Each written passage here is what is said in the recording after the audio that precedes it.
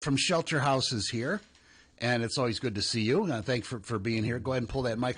There you go. Sorry about that. We well. were chatting about things we can't talk. Well, literally, one of the things we talked about was what we can't say on the air. Because we were just chatting about something else and both swore and said, "Well, we can't say that on the air." Yes, of course. So please don't swear. Promise. Okay. At least for now. Yeah. Because if so, he's got to pay the fine. Yeah, that's right. It's because I'm in charge today. Yeah. Christina's with Shelter House, and you guys are busy all the time dealing with all kinds of different things. Anything specific happening right about now?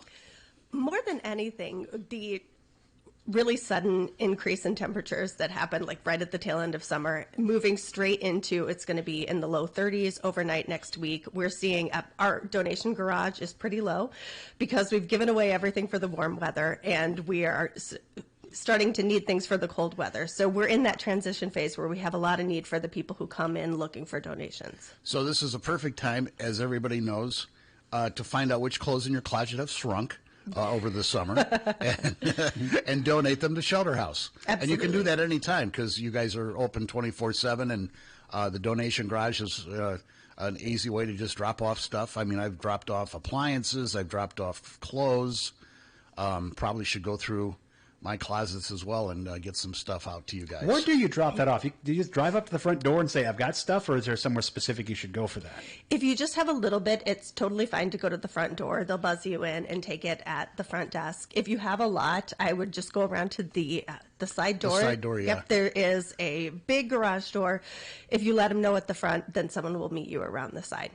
And if you have something really large like furniture, we are always in need of beds and mattresses. We actually work with Habitat for Humanity, and they store them there. So we can send people to pick them up and to take them out to Habitat. And of course, folks are always welcome to just drive them out to Habitat whenever they're open. Wednesday through Saturday. Tell them that the donation is for Shelter House's Rapid Rehousing Program, and then those items will get to that, the families in need. I know it's been passed, but how did the barbecue bash go last month? It was terrific. It really was. Yeah, we had about 200 people. Great music from Homebrewed. Oh, yeah. Yeah. We had a lovely donations from Big Grove is a great supporter. Pops always makes terrific food. Pops is it's great. Yep, it was wonderful. It really was. Yep. So Shelter House, of course, their two biggest fundraisers are the barbecue bash and then the book sale, which is coming up in the spring, but that's far off. It's far off. We're already thinking about it. I'll bet you are. Yeah.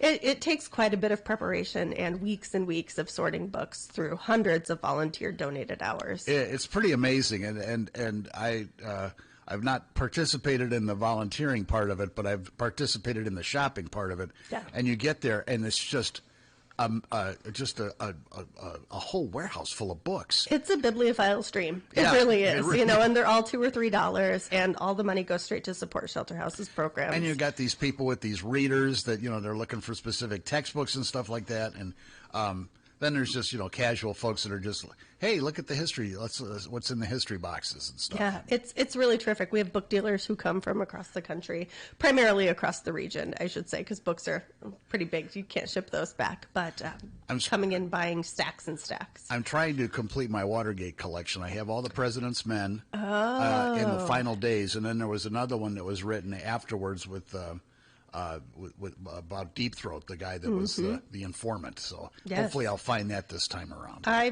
believe it will happen. Yeah, I hope if so. you have the patience to dig through all of the history books. That's always the thing. Yeah, and you guys are really good about getting everybody checked out quick and everything. But we sure try. Yeah, it's hard to believe that, like you said, it's going to be jacket weather here when you look at it right now outside. Yeah, 90 degrees today, but I'm sure there's snow right around the corner. I know, there really is. This is Iowa, man. It could happen. Yeah, so we'll need jackets, sweatshirts, pants, all sizes, all genders. We need everything. Shoes. Our street outreach case manager will be certainly asking for help finding sleeping bags and tents for the folks who are living rough still. Yep. To help them until they're ready to come inside. So we need everything. And all through the year, socks are like a priority too, because socks and underwear. Yeah. New underwear. Yes. Yes. Let's be careful about that. But yeah, socks. people don't think about it because we all have enough. But if you're walking around all day and all week in the same pair of socks, it's not good. It's not and good. Foot health is so essential, and that's things like that because you get not that we've had enough rain, but you get wet and, when it rains or snows and everything, and it's not good for your health. So if you're out, at Walmart or some of the other department stores and they've got a sale on socks, and you pick some up for your kids or yourself, pick up another pack and donate it to Shelter House. Can I go back to underwear for a minute? Sure. I would like to go to underwear for a moment if I could. Okay. Sure. Keep in mind, too, that people have different preferences for their underwear. Some people like the tighty-whities. Some people are more comfortable in boxers. Of course, women as well. There's just different types of underwear that people just prefer and are more comfortable in. Yes. Trust me, I have my favorites as well. So keep that in mind when if you are buying some underwear for Shelter House. There's all sorts of different kinds that you guys need because people have their preferences for what they feel Absolutely. comfortable in. We have all ages, all body types, all gender identities. I mean, everyone is comfortable in what. Right. Socks are what the pretty most much com- socks. I think Socks that's are safe to easy. say. Yeah. Yep. There might be some stylistic preferences, but Yes. yeah. Since you brought It's it a up, tube of wool. yes, Yes. since you brought it up, Tommy Lang, Yes. favorite brand of underwear? I am a tighty-whitey guy. I mean, what brand? Oh, Hanes right now, I think. Yeah, me too. There you go. Right. I'm not brand specific though. What's on sale? What do you got? What's Yeah. in my size? Right now, I'm wondering if there's like fabric changes that makes that maybe change over I don't know. time. That's a question. Just curious. I don't know. Body shape too sometimes. Oh yeah, Something that to do with- changes. That is age for all of us. Right? Yes, unfortunately. Yep. So since it's October, let's talk about this. You have kids at the shelter. I mean, We do. do you guys do stuff to make them feel welcome and like, hey, it's Halloween. You should have a Halloween too. Well, what do you guys do for that? So we don't typically bring event type of things into the building, and that's because a shelter, no matter how good a shelter is always an environment where everyone in the building is in crisis. So what we do instead is to help those kids get access to whatever it is that's happening in the community, Okay. whether it's at their schools, whether it's with one of our partner organizations like United Action for Right. Youth or neighborhood centers, but making sure that they have And the access city to does all one. the same I think things. it's at the rec center every year. The city does their own sort of little trick or treat thing. I believe so as Yeah. well. But helping them get access to all of the same things that their peers are as well. I always think about the poor kids in the shelter. It's not the way you want to have to live, but I mean, you do everything you can to accommodate them, make them feel welcome and at home. Yeah, absolutely. We do have family rooms for the families rather than sleeping in the dorms. So they have a private space, they have a private bathroom. So there's somewhere where for them to do a homework and to be together as a family. Yeah, and it's a gut-wrenching environment. I mean, I know you guys do the best you can to make people comfortable and everything, but to be taken from your home for whatever reason, whether it's domestic abuse or you lose your job and you're evicted or what have you, death in the family, medical expenses. It's really traumatic for the adults as well as the kids, and the adults try to keep it together so that the kids aren't too traumatized. But it's really cool to live in a city like this, in a county like this, where you have all these different agencies, including Shelter House, DVIP, Table to Table. Yes, they're a huge supporter They of do ours. so many different things to help people when they're down. And it seems like no matter what the occasion or what the problem is, this community stands up and steps up and either financially donates or volunteers or something, or gives, like you say, in-kind donations like clothing and stuff like that to make sure that people are okay. Yeah. It's pretty cool. We have great neighbors. We do. And, the affordable housing issue isn't going to go away anytime no. soon. And as expensive as housing is, it makes it very, very hard for people who are struggling or in crisis to maintain their housing.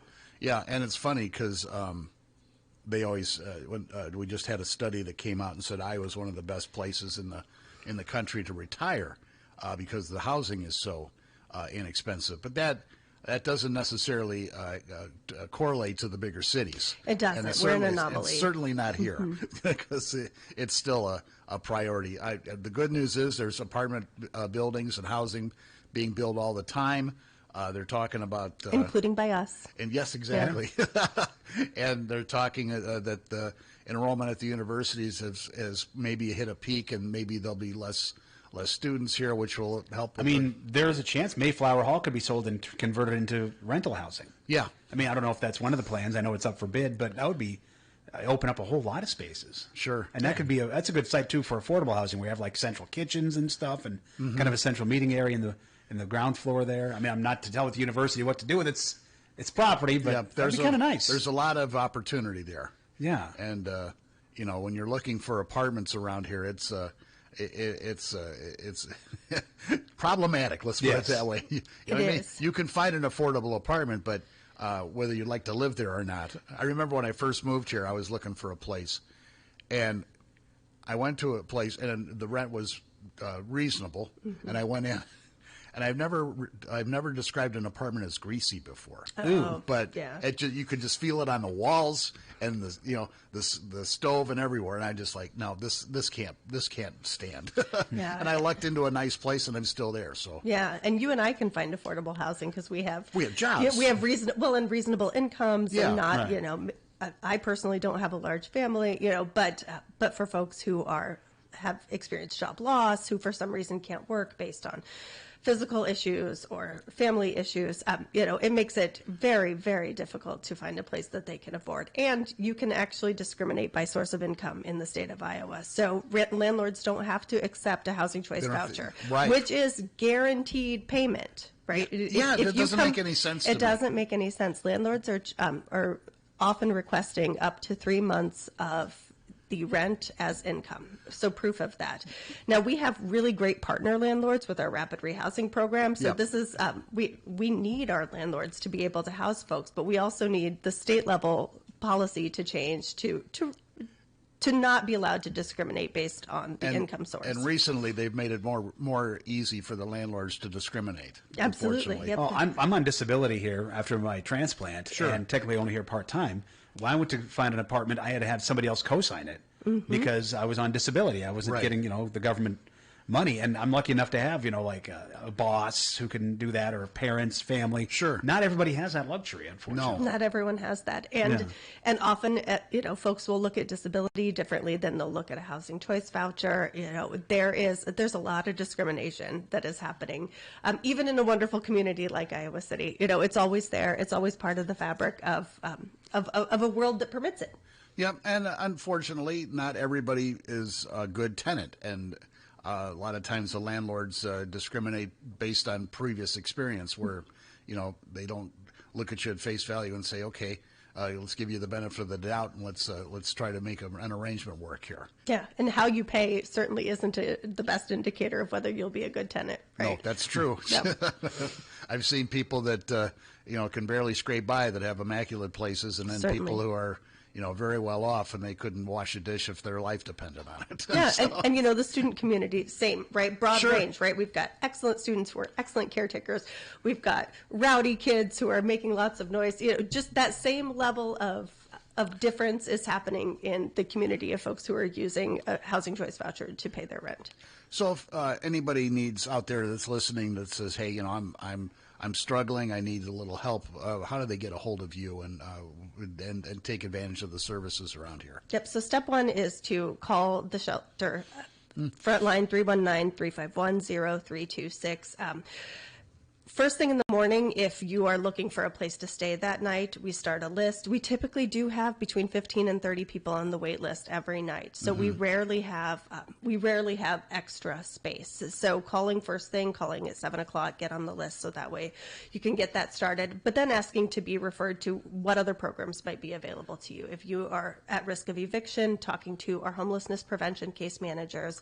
If you're in shelter and working to get into housing, just use your case managers, use your rapid rehousing case managers, ask them the questions, get the support that you need. Yeah. Well, I'm really glad you came in, because this is an important part of Iowa City. Everybody thinks, we got college kids here, we got people working at the university and the hospitals, everybody's well off, and that's definitely not the case. Nope, we have everything. Before we let you go, I want to know about this, because it used to come up every year about this time. Looking for the spillover shelter for the winter, the wet shelter. I apologize, I don't know the exact term, but And it seemed like every year they were trying to find a different place. It's at the old Aldi's. It's at the auto parts store by the county administration building. Is there a set site for that now? Are you looking, or is there one ready? So for the past few years, we are now using the space adjacent to the GuideLink Center. So Okay, I it's knew the GuideLink just- Center was there at one point. Yep, so it's just down the street from our emergency shelters. So actually, all of our shelters are low barrier, so there isn't a wet shelter and a dry shelter anymore. Okay. So it's just, we call it the winter overflow shelter. Okay. So it's just down the street. It's another 45 spaces for folks to sleep, usually within the first couple of weeks, once everyone's aware that we're open. We'll be opening the first week of December this year. I believe it's December 4th, but don't quote me, even though I just said it on the air. So I could, so first week of December, let's say that the intention is first week of December through March. And within a couple of days, once everyone realizes that we're open, we also tend to be at capacity there as well. Yep, and then start thinking about making donations for that too. You guys are always looking for coffee, hot chocolate, cups, plates, stuff that you can microwave for a quick snack or something like that. Yes. And of course, blankets and sheets and stuff like that too. Yes, all of those. And your point about that struggle for years and years of always looking for somewhere new, having this relationship and having the support of the county, the Johnson County Board of Supervisors, and the space that's dedicated to us adjacent to the GuideLink Center has been really, really a game changer. Yeah, it takes a load off your mind for sure. Yeah, I remember it was so hard. before it opened, it was the GuideLink Center was just sort of it. I didn't know that had a specific space dedicated now. There That's is. great. Yep, there is. It's just right. It's actually technically not part of the same building, but if you were to walk up, it would look like it. Right. And, since you've opened that, the incidents, the police incidents have gone down quite a bit. So, you think about, well, we're just housing these people but they're not out causing trouble.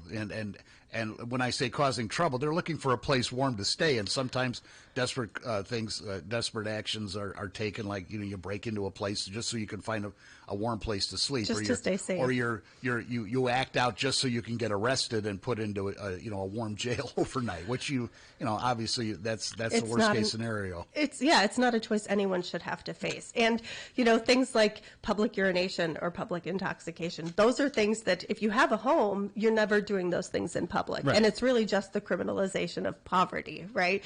So having someone have a place to go inside to use the restroom, to relax after work or after a long day. A surprising number of people, surprising to most folks, are employed. That's just because you're experiencing a crisis that includes a lack of housing doesn't mean that you don't have a job that you're going to and that you're not working or taking care of a family, taking care of older family members. Right. There are as many situations surrounding the people as there are people. There just a broad range of situations for the folks who we're helping out. Well, and if you go to shelterhouseiowa.org, is Yep. that right? You can make a donation monetarily. That you guys are good at turning dollars into mega dollars. You have a good purchasing power with We your. do, yeah. We do run a pretty tight operation. Yeah. So if you don't have time or to volunteer or don't have anything specific to donate, cash is always good, and you can Always. you can do that anytime.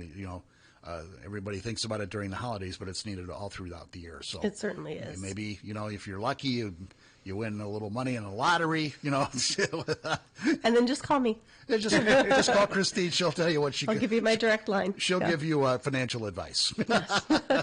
Thanks so much. Thanks so thank much you. for having me.